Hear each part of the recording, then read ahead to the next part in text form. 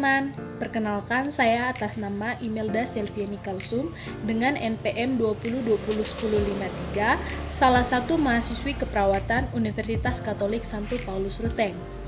Nah, pada kesempatan kali ini, saya ingin mengajak teman-teman sekalian untuk mengenal tentang konsep dasar komunikasi dalam keperawatan. Nah, pada dasarnya, seorang manusia tidak pernah terluput dari komunikasi. Sebagai salah satu makhluk sosial, dalam membangun relasi atau berinteraksi dengan sesama, manusia diperlukan menggunakan komunikasi.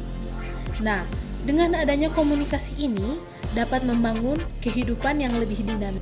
Itu pula halnya dengan seorang perawat. Dalam melaksanakan kegiatan dan tugasnya, merupakan alat kerja utama bagi seorang perawat. Dia selalu berada pada situasi yang selalu berhubungan dengan komunikasi, baik berkomunikasi dengan pasien, sesama rekan kerja, ataupun berhadapan dengan masyarakat luas. Istilah komunikasi berasal dari bahasa Latin, yaitu communicare, communicatio, dan communicatus, yang berarti suatu alat yang berhubungan dengan sistem penyampaian dan penerimaan berita seperti telepon, radio, dan lain sebagainya. Adapun beberapa tanggapan dari para ahli terkait pengertian komunikasi, yaitu yang pertama, menurut Edouard de Paris.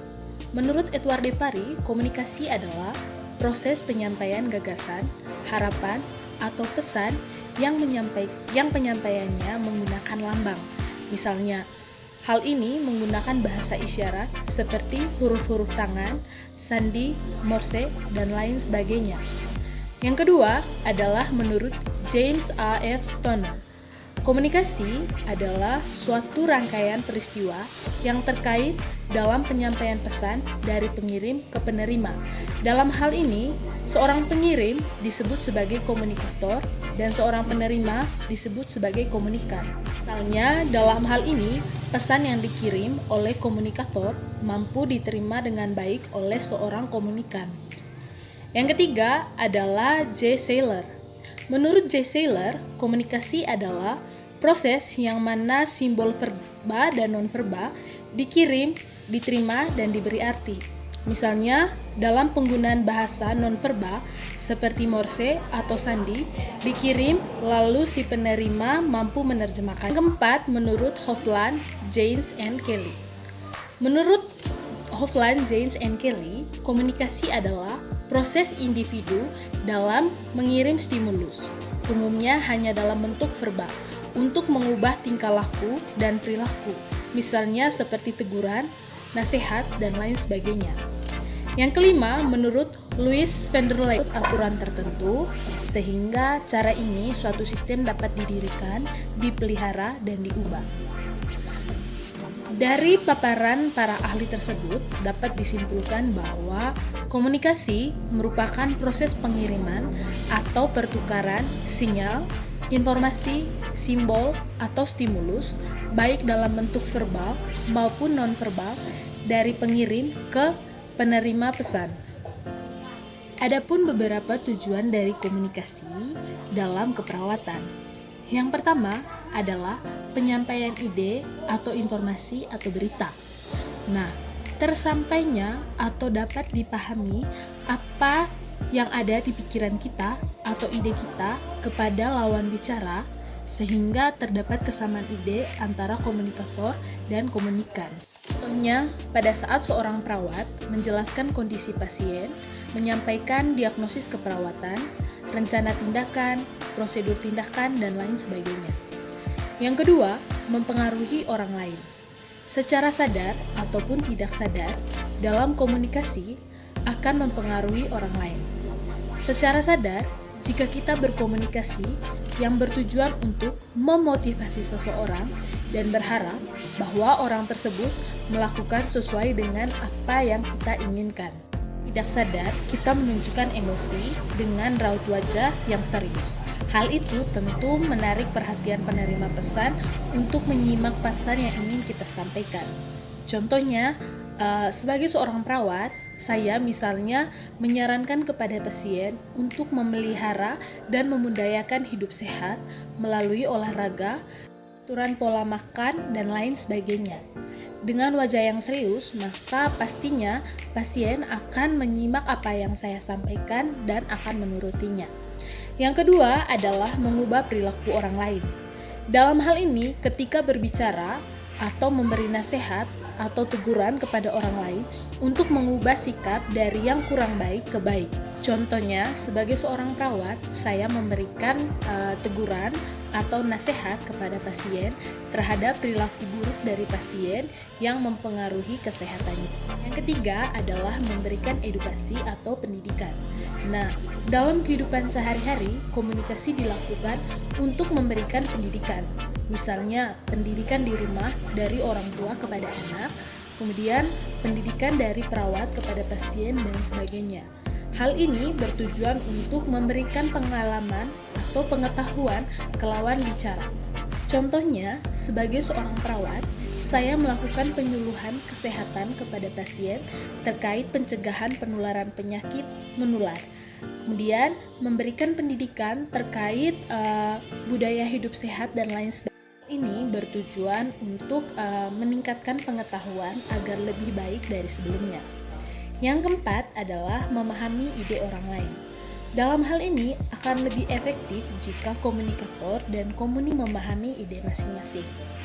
Selanjutnya adalah unsur-unsur yang terdapat dalam komunikasi keperawatan.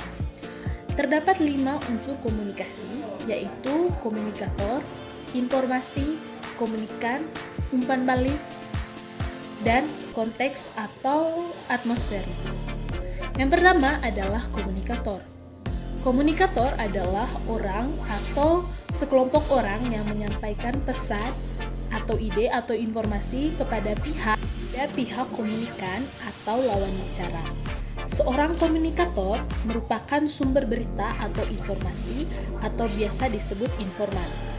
Contohnya, sebagai seorang perawat, saya melakukan penyuluhan terkait pencegahan penularan penyakit menular kepada masyarakat. Nah, saya di sini berperan sebagai komunikator atau informan karena merupakan sumber dari informasi tersebut. Adalah informasi, pesan atau berita. Pesan adalah keseluruhan yang disampaikan oleh komunikator baik secara sadar maupun tidak, baik langsung ataupun tidak langsung. Contohnya, seperti contoh pertama, saya sebagai seorang perawat melakukan penyuluhan terkait upaya pencegahan penyakit menular. Nah, informasi yang saya berikan adalah penyuluhan pencegahan penyakit menular. Yang ketiga adalah komunikan. Komunikan adalah orang atau sekelompok orang yang menerima pesan. Contohnya, pesan yang saya sampaikan tadi ditujukan kepada masyarakat. Nah, masyarakat di sini adalah komunikan. Kelima adalah atmosfer atau konteks. Nah, atmosfer atau konteks adalah kondisi lingkungan ketika komunikasi berlangsung. Terdiri dari 3 dimensi, yaitu fisik, sosial, psikologi, moral. Dimensi fisik adalah kondisi lingkungan nyata seperti ruang atau bangsal. Yang kedua adalah dimensi sosial psikologi, yaitu hubungan status di antara pihak yang terlibat. Yang ketiga adalah dimensi temporal atau waktu, yaitu mencakup waktu terjadi dalam komunikasi. Kemudian selanjutnya, adapun beberapa bentuk atau jenis dari komunikasi keperawatan. Komunikasi keperawatan dapat dibedakan menjadi 2, yaitu komunikasi secara verbal maupun komunikasi secara non-verbal. Yang pertama adalah komunikasi verbal.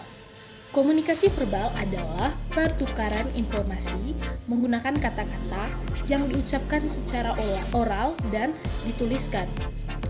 Secara oral adalah komunikasi yang dilakukan secara lisan, baik dengan tatapan muka ataupun secara tidak langsung melalui telepon.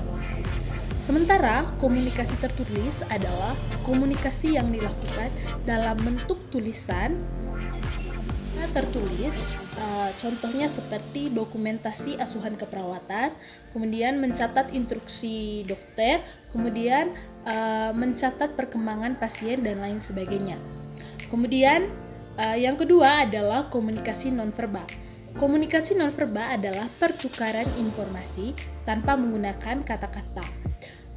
Macam-macam komunikasi nonverbal yaitu seperti kontak mata, kemudian ekspresi wajah, gaya berjalan, postur, ataupun sikap tubuh dan lainnya. Pada saat seorang perawat menanyakan identitas kepada pasien yang susah untuk berbicara, maka pasien bisa meresponnya dengan anggukan. Nah, anggukan tersebut adalah komunikasi nonverbalnya. Kemudian selanjutnya adalah faktor-faktor yang mempengaruhi komunikasi. Terdapat 5 faktor yang mempengaruhi komunikasi, yaitu komunikator, kemudian pesan atau informasi, kemudian komunikan, umpan balik, dan atmosfer. Pertama adalah komunikator. Komunikator adalah seseorang atau sekelompok orang pengirim pesan. Seorang komunikator harus menunjukkan penampilan yang baik dan sopan, serta menarik, kemudian berwibawa, dan tidak sombong.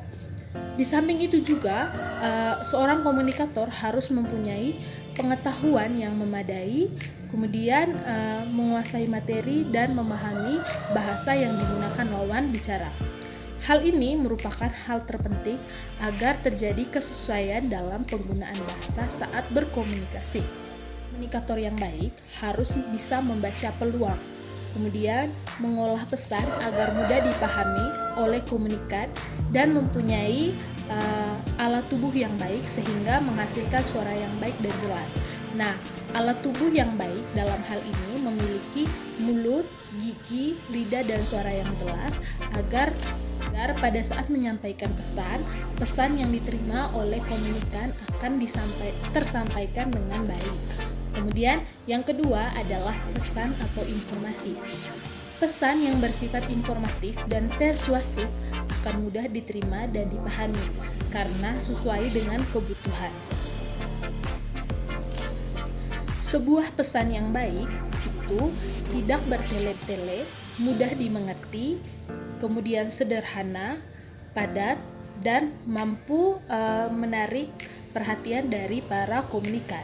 Di samping itu juga, informasi akan lebih menarik jika merupakan informasi yang sedang hangat atau beritanya sedang up to date.